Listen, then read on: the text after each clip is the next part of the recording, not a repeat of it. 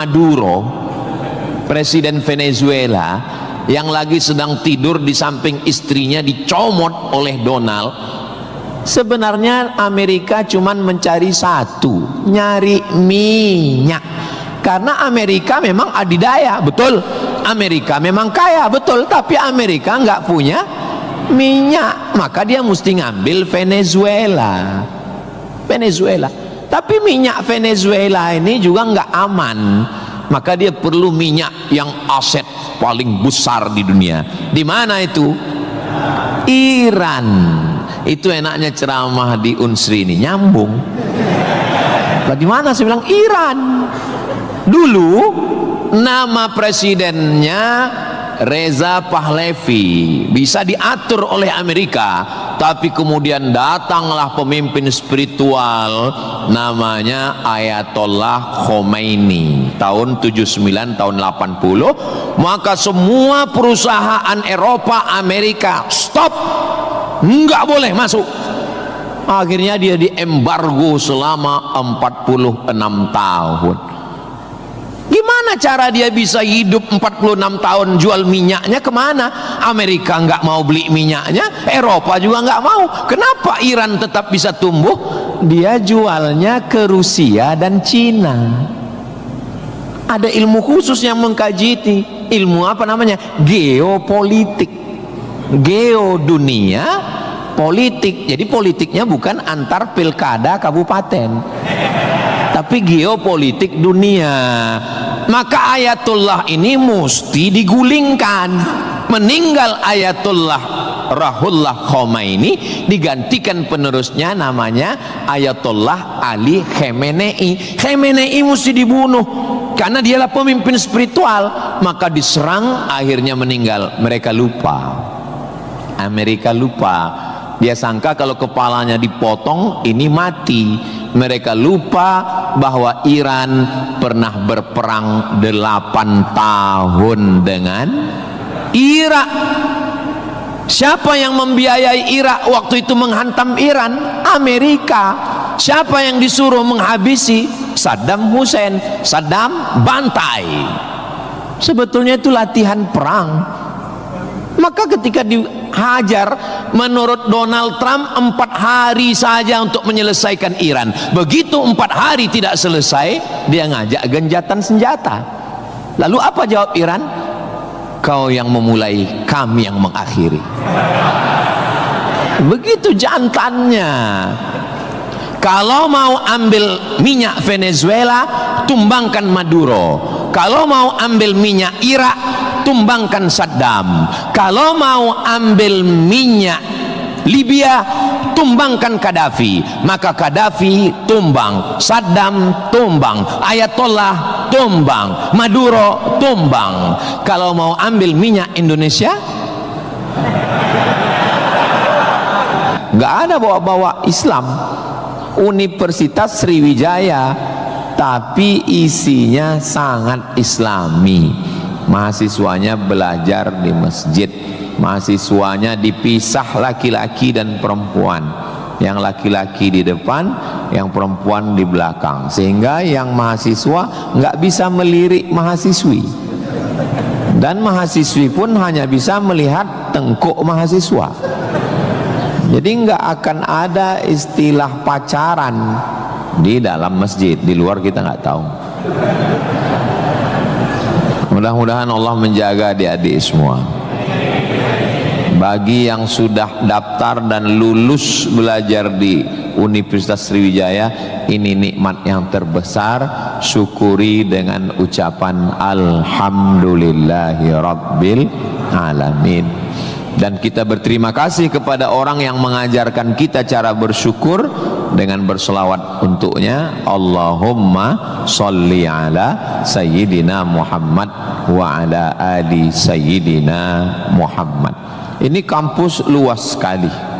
Saya tadi dibawa dari sholat Masjid Polda pergi ke parkir helikopter, lalu saya sebenarnya mau cerita bahwa saya naik heli, itu aja sebetulnya. Iya, kadang orang cerita mutar-mutar substansinya sulit dipahami. Kenapa kita mesti naik heli? Ini kampusnya Ustadz kalau lewat tol lebih kurang 40 menit dari kota Palembang. Kenapa kampusnya mesti jauh? Ternyata di sini ada 700 hektar kampus yang begitu luas, dan di sini tidak hanya manusia, monyet pun jumpa tadi. Jadi kampus itu idealnya memang begitu. Jangan sampai fakultas pertanian nggak pernah megang tanah, beternak ikan di atas kertas.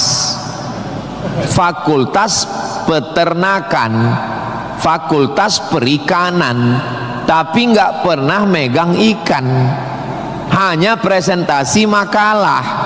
Begitu lulus kerja jadi teller di bank, nggak nyambung. Maka di sini praktek. Tadi saya diberitahu oleh Bapak Ketua HIPMI, Ustadz Somad, ini tempat praktek pertanian. Masya Allah, negara kita ini, kami dari atas tadi, gemah ripah loh jenawi, tongkat dan batu jadi tanaman, hijau untayan katulistiwa, tapi berasnya impor. Kenapa? Padahal tanah begitu luas. Menunggu sarjana-sarjana pertanian dari Universitas Sriwijaya. Begitu. Kenapa enggak kita tanam? Kalau kita tanam otomatis tanah kita berkah. Kalau sudah dia nanam padi, pasti dia malam berdoa sama Allah, tumbuhkan padiku, berkahkan rezekiku, turunkan hujannya. Kalau sudah ditanam, otomatis ekonomi bangkit, orang akan bekerja, otomatis padi tadi akan dibawa ke kilang padi untuk mengupas kulit padi jadi beras. Berasnya diperdagangkan, diniagakan di pasar-pasar hidup. Tapi tidak semua orang mau.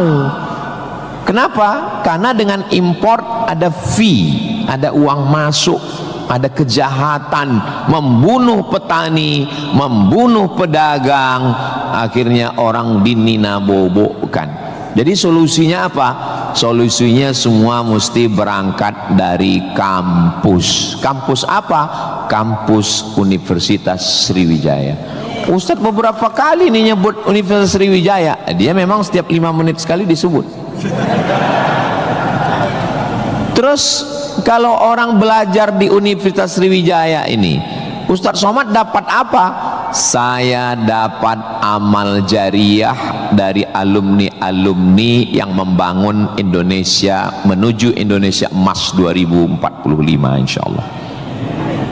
Universitas Sriwijaya bukan swasta, negeri. Orang berbondong-bondong nasional dari Sabang sampai Papua mau daftar ke sini. Yang sudah lulus, alhamdulillah. Yang belum lulus, berusaha, bertawakal, berdoa, insya Allah.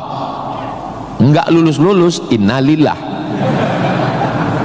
Sudah lulus, belajar, banggakan orang tua. Enggak usah dulu matanya jelalatan, lirik sana lirik sini, nembak cewek enggak diterima, cinta ditolak, kapak bertindak. Enggak usah, serius aja belajar. Saya jadi mahasiswa sama seperti adik-adik. Saya sampai di Kairo 5 September 1998. Belajar 99, 2000, 2001, 2002. 4 tahun saya di Mesir, tidak pernah pacaran sekalipun. Makanya saya ngomong sekarang ringan. Coba kalau saya dulu playboy cap gayung, susah saya ngomong. Jadi apa yang kita rasakan waktu kuliah dulu, ya kita ngomongnya cair aja. Adik-adik jangan pacaran, yang penting kualitas belajar, sibuk menyibukkan pikiran untuk belajar. Terus Ustadz dulu nggak pacaran itu gimana ceritanya? Mahasiswa Indonesia 2400, yang laki-laki 2100, yang perempuan 300. Saya termasuk yang tereliminasi. kalah dalam persaingan. Tapi kalau kita kalah dari satu sisi, jangan kalah dari sisi yang lain. Saya alhamdulillah untuk masalah pacaran mungkin saya kalah. Saya bukan petualang, saya kurang suka adventure. Tapi dalam masalah belajar saya serius. Di Al-Azhar tidak pakai sistem SKS, dia pakai sistem paket. 1 tahun ada 14 mata kuliah tambah 2 juz hafalan Quran dan dibagi 2 termen, 7 termen awal, 7 termen 2. 14 mata kuliah, kalau nggak lulus 3 ulang setahun. 3 mata kuliah itu hanya diulang dalam setahun, habis umur. Maka saya berusaha belajar pagi, petang, siang, malam, tetap tidur dan makan. Dan akhirnya saya selesai S1, masuk bulan September. Saya selesai S1 bulan Juli. Saya selesaikan S1 saya 3 tahun 10 bulan. Selesai 3 tahun 10 bulan. Belajarnya bahasa Arab, diktatnya bahasa Arab, dosennya orang Arab. Maka saya kalau ketemu sama mahasiswa, saya tanya, semester berapa? 4 Pak Ustadz. Tapi mukanya kok tua kali. 14 Pak Ustadz. Kok bisa kamu sampai semester 14? Dosennya orang Indonesia, diktatnya bahasa Indonesia, referensinya Indonesia, campur Inggris dikit, makalah bisa campur AI. Kenapa kuliah bisa begitu lama? Apa kuncinya Ustadz, kenapa kuliah bisa cepat? Kuncinya simple aja. Saya kan belajar dulu dapat beasiswa dari Al-Azhar. Al-Azhar itu kalau tidak naik tingkat setahun, beasiswanya potong 50%. Kalau nggak naik 2 tahun, putus. Kalau 3 tahun nggak naik, DO. Kalau sudah DO, tidak dikasih tiket pulang. Siap-siap membuat rakit dari Sungai Nil ke Sungai Siak. Jadi yang membuat saya serius belajar itu adalah karena takut nggak makan dan takut nggak dapat tiket pulang. Jadi saya juga terlalu muluk-muluk. Saya nggak berani juga menasihati adik-adik. Saya belajar serius karena takut kepada Allah. Dulu kita nggak begitu. Ya itu. Makanya kalau ada mahasiswa, Ustaz Somad, ya, tolong saya kasih tips biar supaya serius belajar dan nggak pacaran. Saya bilang, cewek itu mau sama kau karena kau berduit. Kalau kau nggak berduit, nggak ada cewek mau. Kalau ada juga cewek mau, kau nggak berduit, dia tetap mau. 2 kemungkinan. Pertama, memang kau bertuah. Yang kedua, cewek itu bodoh. Iya, kan bodoh itu. Udah jelas laki-laki nggak ada duit, mau juga dia.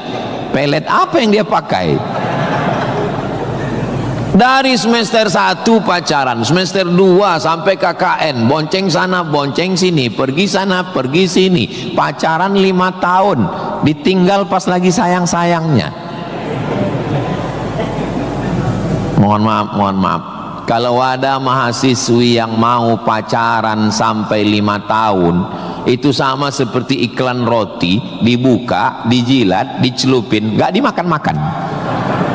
Kira-kira yang rugi cewek apa cowok?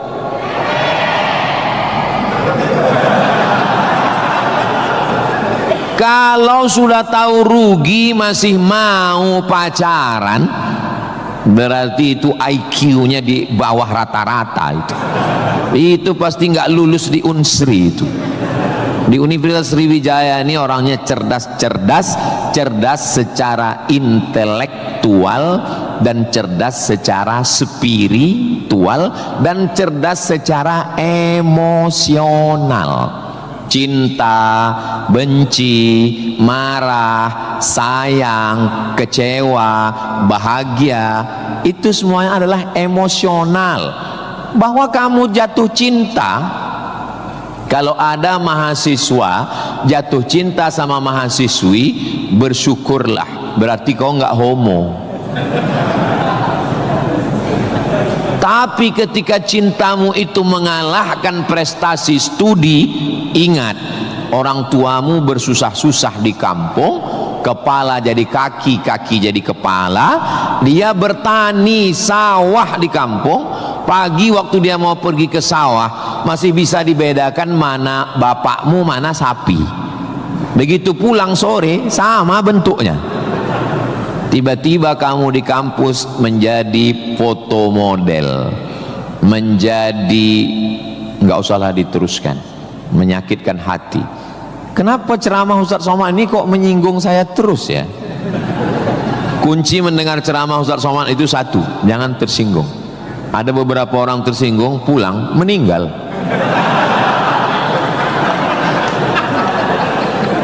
Saudaraku yang dimuliakan Allah, belajar ini seperti pakai kacamata kuda. Jadi waktu belajar dulu pakai kacamata kuda, jangan tengok kanan, jangan tengok kiri, fokus ke depan, tentukan arahmu, maka alam semesta akan membantu. Tentukan targetmu, mana last destination, stasiun terakhir yang mau ditarget mana. Setelah itu langkah karena kakimu, karena kau bertuhan, serahkan pada Allah. Bismillahi tawakkaltu ala Allah, la haula wala quwata illa billah. Ustadz dulu cita-citanya apa? Cita-cita saya selesai S1, habis itu saya S2, habis itu saya S3. Setelah saya doktor, saya mau jadi dosen, dan setelah nanti dapat duit, saya mau membahagiakan orang tua. Cita-cita saya nggak banyak, nggak ada cita-cita saya dulu diundang memberikan kuliah umum ke Universitas Sriwijaya, naik helikopter, nggak ada sama sekali, nggak terpikir di kepala saya, nggak ada terlintas. Cita-cita saya simple, singkat aja. Yang penting kuliah S1, S2, S3, habis itu doktor, jadi dosen, pulang ke kampung, ngajar, membahagiakan orang tua. Makanya waktu saya kuliah di Maroko, saya anak pertama, adik saya anak kedua. Kami cuman berdua, adik beradik, saudara kandung laki-laki dua-duanya. Kata adik saya mau nikah. Saya tunggu kamu pulang selesai S2 di Maroko atau gimana? Saya bilang kau nikah aja duluan, karena aku nggak jelas tanggalnya nih kapan. Pulang pun aku belum tentu nikah. Aku masih banyak cita-citaku. Aku masih selesai S2, aku mau S3, aku mau jadi dosen, aku dapat uang, bahagiakan. Kau kalau mau nikah, nikahlah duluan, jangan terhalang karena aku. Alhamdulillah adik saya menikah duluan. Anaknya sekarang sudah gadis, anak perempuan pertama, dan sekarang sudah belajar di Al-Azhar Kairo, Mesir. Jadi kita bagi-bagi, kau bahagiakan dengan ibu punya cucu, dan aku membahagiakan dengan kuliahku. Nah, jadi kalau kita mau kuliah, jangan juga kita halangi adik-adik kita yang mau nikah. Nah, jangan sampai kita mau S2, S3, S teler, S cendol, S doger, S Bandung, sampai yang di bawah-bawah ini terhalang, terkendala. Nah, tapi insya Allah adik-adik semua sesuai dengan apa spesialisasi kita. Jangan belajar di tempat yang kita nggak minat, nggak suka, akhirnya kita menderita. Kita udah nggak suka bidang ini, tapi karena terpaksa akhirnya menderita, stres, depresi, mati. Apa yang suka? Ini Pak Ustadz, anak saya ini dari kecil memang saya lihat kemana-mana bawa martil Pak Ustadz. Masuk fakultas hukum, jadi hakim konstitusi. Insya Allah. Nggak lulus Pak Ustadz, jadi tukang. Mohon maaf Pak Tukang, jangan tersinggung. Karena masjid ini selesai juga karena ada tukang. Anak saya ini kemana-mana bawa jarum suntik Pak Ustadz, fakultas kedokteran. Nggak lulus, pecandu narkoba. Nah, jadi kemana arah kita? Ustadz Somad dulu biasanya anak itu dari kecil sudah kelihatan itu bakatnya kemana. Saya tanya sama emak saya, aku mak dulu kecil kemana arahku? Kau dulu, kata emak saya, kalau kusuruh beli gula sama beli minyak ke warung, nggak pulang-pulang. Kenapa? Cerita sama orang di warung itu. Kita kalau lagi keluar main, dulu itu kalau masuk kelas jam istirahat itu dulu namanya keluar main. Bapak dulu gitu juga? Berarti udah tua. Anak sekarang nggak tahu, sebaya kita berarti sama-sama 28 tahun. Masalah umur ini kan bukan masalah angka, tapi masalah rasa. Saya terus terang, kalau di tempat lain saya ceramah saya merasa tua, tapi di Unsri ini rasa semester 7 ini sekarang. Nah itu, maka saya memang minta itu kepada Ustadz Kemas Ali, tolong kalau saya datang ke Sumatera Selatan 5 unsur mesti tercapai. Saya ada ceramah di kantor, alhamdulillah tadi sudah di kantor polisi. Tolong bawa saya ceramah di tanah lapang, tablik akbar supaya semua masyarakat dapat. Yang ketiga ceramah di masjid supaya ada pengajian yang betul-betul ngaji, biasanya subuh. Yang keempat adalah ceramah di spesialisasi, kadang ceramah di IDI, Ikatan Dokter Indonesia, ceramah di PERADI, Persatuan Advokat Indonesia, kemudian satu lagi di kampus. Kenapa saya minta kampus? Karena kampus ini masa depan. Kalau panti jompo itu masa lalu. Ustaz jangan sebut jompo, kami di sini ada juga yang tua. Saya tidak ada melihat orang tua di sini. Ini hanyalah anak-anak muda yang terjebak di tubuh yang tua. Nah, jadi sebetulnya masalah tua dan muda itu adalah masalah semangat dan perasaan. Kalau semangatnya muda, perasaannya muda, maka disebut dia dengan sumpah pemuda. Padahal yang bersumpah itu orang tua. Tapi karena dia semangat, memang luar biasa Masjid Nabawi Unsri ini. TV-nya 4 di kiri, 4 di kanan. Luar biasa katanya. Kadang kita ceramah di beberapa masjid itu kecil aja TV-nya. Ini sampai 4. Ini menunjukkan anggaran untuk kampus ini memang hebat.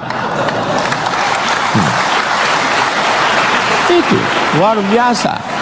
Jadi kalau ada orang mengatakan bahwa Sumatera Selatan itu bawahnya itu banyak emas, memang datanglah ke Unsri, memang terbukti atapnya pun emas. Nggak salah itu Pak Ketua HIPMI, memang banyak emas yang perlu digali di Sumatera Selatan ini, dan Unsri sudah mewujudkannya di atas. Siapa yang bisa melakukan bukan eksploitasi, tapi menggali potensi yang ada di alam ini, itu adalah mahasiswa. Inna fi khalqis samawati, dalam penciptaan langit, wal ardi, penciptaan bumi, wakhtilafil laili wan nahari, perputaran siang dan malam, la ayat, itu semua adalah ayat-ayat. Apa yang kau tahu tentang ayat? Ayat kursi Pak Ustaz. Apa yang kau tahu tentang ayat? Ayat Al-Quran Pak Ustaz. Apa yang kau tahu tentang ayat? Ayat-ayat cinta Pak Ustaz. Ayat semesta. Inna fi khalqis samawati, penciptaan langit dipikirkan dengan akal, muncul ayat namanya ayat kauniyah, ayat semesta yang dikaji satu fakultas khusus namanya fakultas astronomi, bukan astrologi. Yang perlu dipelajari itu astronomi, bukan astrologi. Kalau yang astrologi itu Anda lahir bulan April, bintang Anda Taurus, jangan jatuh cinta dengan Pisces. Karena kalau ikan jatuh cinta dengan kambing, nanti tinggalnya di mana? Buang-buang waktu aja itu, nggak usah dikaji. Tapi ketika berpikir tentang astronomi, tentang ilmu langit, maka umat Islam sudah lama mengkaji itu yang disebut dengan ilmu falak. Ilmu falak itu yang dipakai oleh Badan Lembaga Hisab dan Ru'yah. Hisab artinya perhitungan, menghitung bagaimana tingginya matahari, bulan di atas ufuk, Kenapa terjadi persimpangan antara NU dengan Muhammadiyah tentang penetapan 1 Ramadan dan 1 Syawal? Itu berawal dari titik astronomi. Karena menurut Muhammadiyah, kalau sudah nampak 1 hilal, walaupun dia tingginya 0,5 derajat atau 1 derajat, maka itu sudah dianggap sebagai hilal. Tapi menurut NU, Perti, Persis, Al-Wasliyah, Nahdlatul Ulama, maka mereka mensyaratkan sesuai syarat Mabim, Malaysia, Brunei, Indonesia, Singapura, mensyaratkan mesti 3 derajat. 3 derajat baru dianggap sebagai hilal. Kalau 1 belum dianggap sebagai hilal. Kata Muhammadiyah 1 pun hilal, kata NU 3 baru hilal. Akhirnya datang wakil presiden Indonesia, namanya Bapak Yusuf Kala. Pak JK duduk dengan NU dan Muhammadiyah. Kata Pak JK, gimana kalau NU turunkan 1, Muhammadiyah naikkan 1? Karena beliau kan pengusaha, bisnismen. Biar supaya ketemu titik temu. Ya nggak ketemu, karena ini metodologinya berbeda. Akhirnya karena nggak ketemu, itulah terjadi 2 perbedaan. Maka umat Islam di Indonesia, dia saling menjaga perasaan masing-masing. Akhirnya masing-masing mengamalkan. Yang 1 dengan 1 derajatnya, dengan 0,2-nya, yang 1. Dan nanti akan terulang lagi pada tanggal 20. Pada tanggal 19 hari Kamis 19 Maret itu nanti satu Indonesia akan mengeluarkan teropong untuk melihat astronomi, apakah nampak anak bulan atau tidak. Di Riau itu teropongnya dibeli dulu harganya 50 juta. Sejak dibeli sampai sekarang nggak pernah nampak hilal. Ustaz kok tahu? Teman saya kebetulan salah satu yang bekerja di situ. Dia pernah posting gambar di teropong. Saya tanya, apa yang nampak? Dibilangnya gaji 13 katanya.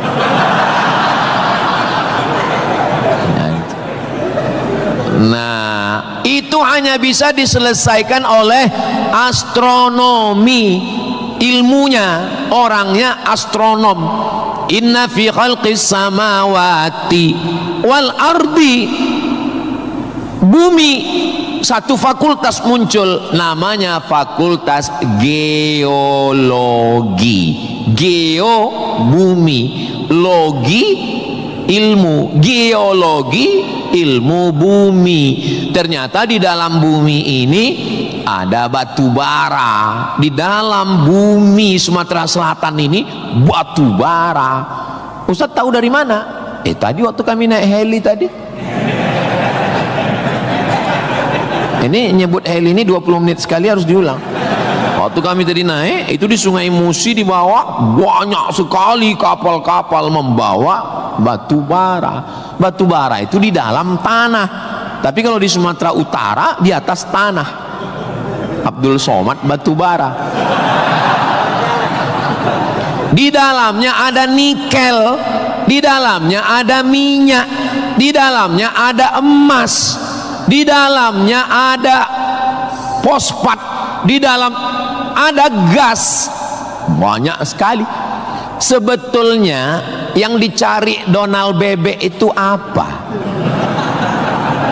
Sampai jam 12 malam masuk ke kamar tidur Maduro, presiden Venezuela, yang lagi sedang tidur di samping istrinya dicomot oleh Donald.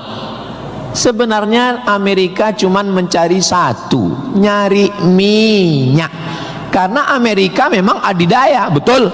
Amerika memang kaya, betul. Tapi Amerika nggak punya minyak, maka dia mesti ngambil Venezuela. Venezuela. Tapi minyak Venezuela ini juga nggak aman, maka dia perlu minyak yang aset paling besar di dunia. Di mana itu? Iran. Itu enaknya ceramah di Unsri ini, nyambung. Bagaimana? Saya bilang Iran. Dulu nama presidennya Reza Pahlavi, bisa diatur oleh Amerika, tapi kemudian datanglah pemimpin spiritual namanya Ayatollah Khomeini tahun 79 tahun 80, maka semua perusahaan Eropa, Amerika stop, nggak boleh masuk. Akhirnya dia diembargo selama 46 tahun. Gimana cara dia bisa hidup 46 tahun? Jual minyaknya kemana? Amerika nggak mau beli minyaknya, Eropa juga nggak mau. Kenapa Iran tetap bisa tumbuh? Dia jualnya ke Rusia dan Cina. Ada ilmu khusus yang mengkaji ini. Ilmu apa namanya? Geopolitik.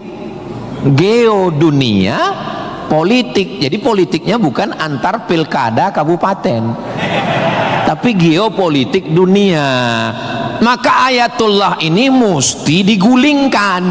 Meninggal Ayatullah Ruhollah Khomeini, digantikan penerusnya namanya Ayatollah Ali Khamenei. Khamenei mesti dibunuh karena dialah pemimpin spiritual. Maka diserang, akhirnya meninggal. Mereka lupa, Amerika lupa. Dia sangka kalau kepalanya dipotong ini mati. Mereka lupa bahwa Iran pernah berperang 8 tahun dengan Irak. Siapa yang membiayai Irak waktu itu menghantam Iran? Amerika. Siapa yang disuruh menghabisi? Saddam Hussein. Saddam bantai. Sebetulnya itu latihan perang. Maka ketika dihajar, menurut Donald Trump 4 hari saja untuk menyelesaikan Iran. Begitu 4 hari tidak selesai, dia ngajak genjatan senjata. Lalu apa jawab Iran? Kau yang memulai, kami yang mengakhiri. Begitu jantannya.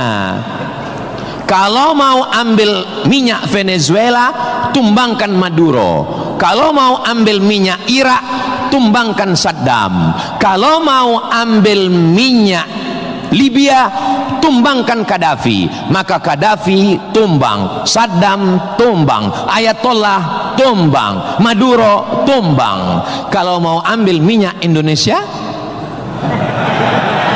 Subhanallah, sangat luar biasa kajian yang sudah disampaikan oleh guru kita Al-Ustaz Abdul Somad.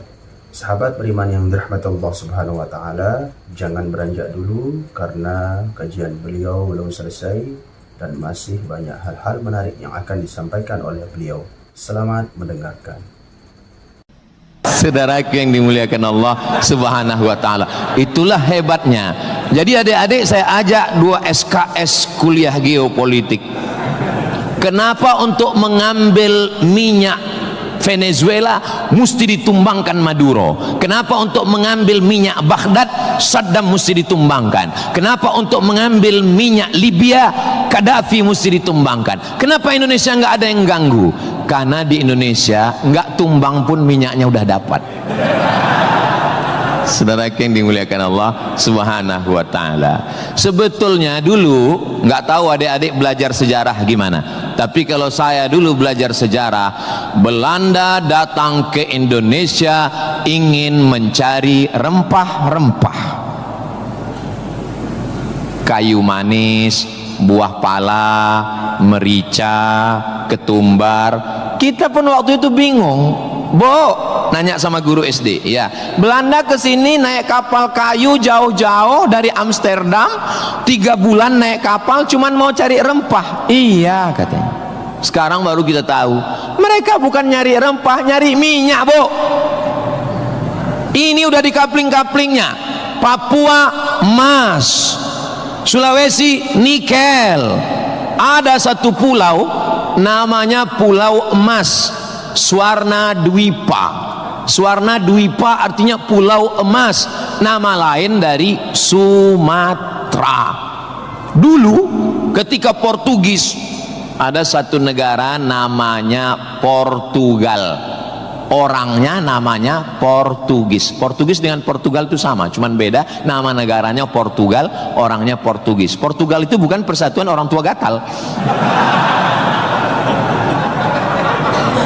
Mereka inilah yang datang untuk mengambil cengkeh ke Tidore dan Ternate, Sumatera, Kalimantan, Sulawesi. Antara Sulawesi dan Papua ada kerajaan kecil Tidore dan Ternate. Tanaman yang mereka cari adalah cengkeh, karena cengkeh hanya tumbuh di Tidore dan Ternate. Ketika mereka ambil bibit cengkeh mau ditanam di Eropa, musim dingin mati. Indonesia ini potensinya luar biasa. Tidak ada negara miskin, yang ada adalah negara salah kelola. Ustaz sedang bicara Indonesia? Tidak, negara kita kaya. Saya bicara tentang Konoha. Maka saya tidak pernah pesimis, saya selalu optimis. Makanya walaupun ini bulan puasa, lapar, tapi suara saya menggelegar kan? Karena saya di kampus Unsri, maka saya semangat. Tapi seandainya ceramah siang jam 2 habis khutbah Jumat ini bukan di Unsri, tidak begini isi ceramah saya. Paling saya, marilah kita banyak ingat mati. Ini bulan Ramadan, mari kita banyak-banyak beristighfar, kita mengejar Lailatul Qadar. Tapi saya sedang bicara tentang masa depan. Saya bicara dengan mahasiswa, mereka yang akan melanjutkan tongkat estafet perjuangan ini. Saya yakin dan percaya bidang pertanian sudah, peternakan sudah, geopolitik mereka sangat paham, dan masalah spiritual batinnya mereka dididik di dalam Masjid Nabawi. Mereka diingatkan tentang 3. Adik-adik belajar agama ini nggak usah repot, nggak usah ribet, nggak usah jelimet. Yang penting di dalam hati itu ada 3. Pertama, akidah. Wujud qidam baqa mukhalafatu lil hawadisi qiyamuhu binafsihi wahdaniyah qudrat iradat ilmun sama basar kalam sifat 20. Ini akidah kita Imam Abul Hasan Al-Asy'ari. Yang kedua, setelah akidahnya mantap, dia mau beribadah. Di mana caranya beribadah? Rukun, syarat, wajib, sunnat. Inilah yang kedua, namanya fikih. Belajar fikih solat, belajar cara wudu, cara tayamum yang membatalkan solat. Tapi dua-dua ini nggak ada maknanya. Ibadahnya nggak bermakna, akidahnya nggak bermakna kalau tidak ada yang ketiga. Yang ketiga adalah akhlak, sopan santun, tata krama, budi bahasa, menghormati orang tua, memuliakan dosen. Saya sangat bisa untuk ceramah berdiri naik di atas ini, bisa. Kalau mau saya tadi minta sama panitia, Pak panitia izin saya mau naik ke atas, boleh. Lalu kenapa saya nggak naik ke atas? Karena saya segan tapak kaki saya di atas kepala Pak Rektor. Saya di atas sementara Bapak Ketua DPRD di bawah. Itu namanya sopan santun, tata krama, budi bahasa. Tapi adik-adik yang di atas jangan tersinggung. Saya bukan menyinggung. Nggak apa-apa, demi Allah nggak apa-apa. Tapi Pak Ustadz khotib Jumat kan naik ke atas. Khotib Jumat di atas memang mimbar ini untuk khutbah. Mimbar Nabi itu tangganya cuma 3. 1, 2, 3. Maka kalau definisinya lebih dari yang dibuat Nabi adalah bid'ah, inilah mimbar yang bid'ah. 1, 2, 3, 4, 5, 6, 7, 8. Mimbar Nabi cuma 3. Sekarang orang belajar agama bukan mau menggali potensi agama, tapi hanya cukup dengan 5 jari. Jika tidak ada zaman Nabi, bid'ah. Apa ini? Orang mondok 7 tahun, belajar lagi di Al-Azhar, belajar lagi di Darul Mustafa Yaman, belajar lagi di Al-Ahqaf, terbang Syekh Syafiq dari Qudratullah, terbang ke Yaman belajar agama, bahasa Arab, nahu, sorob, balaghah, mantik, bayat, ma'ani. ada orang ngaji cuman 5. Kalau tidak dibuat Nabi bid'ah. Hari pertama ngaji online, hari kedua mulai membid'ahkan orang lain. Ini pemiskinan ilmu. Dan orang-orang beginilah yang mau diadu domba. Jangan mau diadu domba, karena kita bukan domba. Maka siapa yang mau diadu domba, nanti disembelih waktu Idul. Saudaraku yang dimuliakan Allah Subhanahu wa taala. Jadi belajar agama itu penting.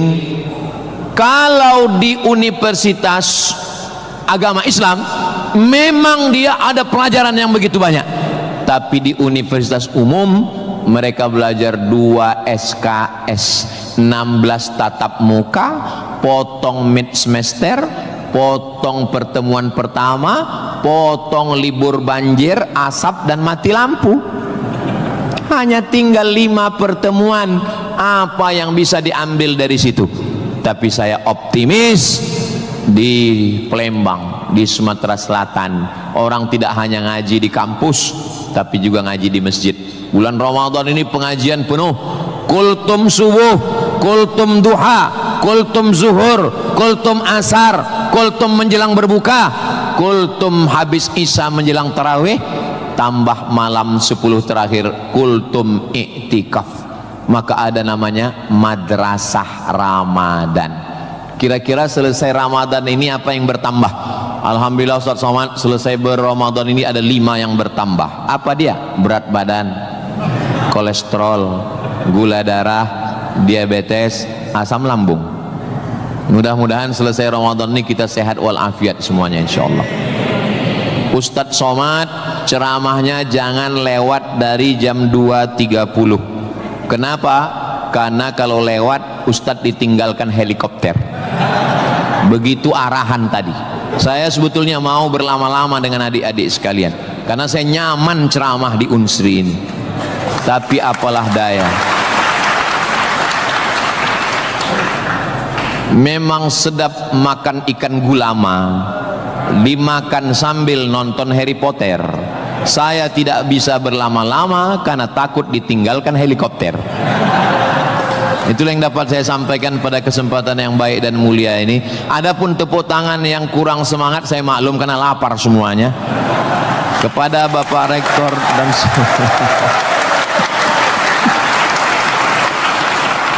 maukah Bapak Ibu memaafkan kesilapan dan kekhilapan saya? Di akhir majelis saya tutup dengan satu pantun penutup. Menangkap puyuh di Bukit Selasih. Thank you dan terima kasih. Assalamualaikum warahmatullahi wabarakatuh.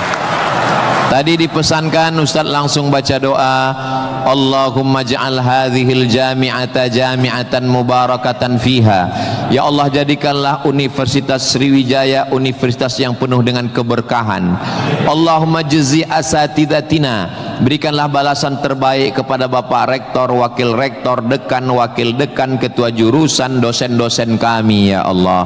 Sahih ajsadahum, sehatkan badannya, qawi imanahum, kuatkan imannya, wajzi hasanatihim, berikan balasan terbaik untuk guru-guru kami ya Allah. Allahumma hafaz abna'ana wa banatina, adik-adik mahasiswa-mahasiswi kami, jaga hati badan mereka dari fitnah akhir zaman ini ya Allah. Allahumma ja'al hadzal balada baladan amina, jadikanlah Sumatera Selatan Indonesia baldatun thayyibatun wa rabbun ghafur. Allahumma dafa'na al-ghala wal waba wal fahsya wal riba waz zina, selamatkan dari malapetaka, bencana riba, zina, narkoba, perbuatan keji dan mungkar. Allahumma ansur ikhwanana al-mujahidin al-mustad'afina fi Palestin, tolong saudara kami yang sedang teraniaya di Palestina ya Allah. Rabbana taqabbal minna, terimalah salat kami, puasa kami, qiyamul lail kami, tahajud kami, zikir kami, khataman Quran kami.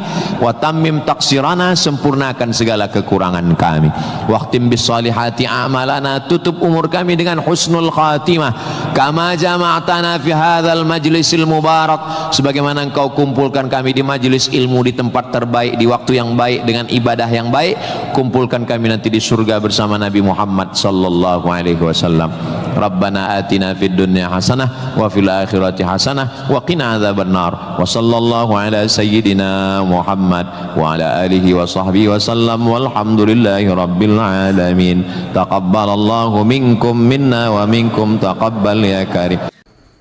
Alhamdulillah, demikianlah kajian penuh ilmu, hikmah dan manfaat yang sudah disampaikan oleh guru kita Al-Ustaz Abdul Somad. Semoga apa yang beliau sampaikan bisa kita amalkan dalam kehidupan kita sehari-hari. Sahabat beriman yang dirahmati Allah Subhanahu wa taala, mari kita doakan beliau mudah-mudahan diberikan kesehatan, keafiatan dan dilancarkan urusan beliau. Dan pada para sahabat yang sudah menyimak kajian ini sampai selesai, saya ucapkan terima kasih banyak dan saya doakan semoga sahabat semua selalu dalam lindungan Allah Subhanahu wa taala, diberikan kesehatan, keafiatan, dilancarkan segala urusannya, dimudahkan dan dilancarkan rezekinya. Amin ya rabbal alamin. Sampai berjumpa di kajian-kajian berikutnya. Wabillahi taufiq wal hidayah. Assalamualaikum warahmatullahi wabarakatuh.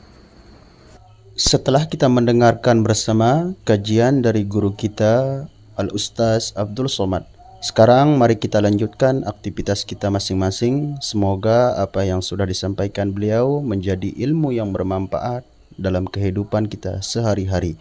Selamat beraktivitas buat sahabat kembali dan sukses selalu. Sampai bertemu lagi di kajian-kajian berikutnya. Wassalamualaikum warahmatullahi wabarakatuh.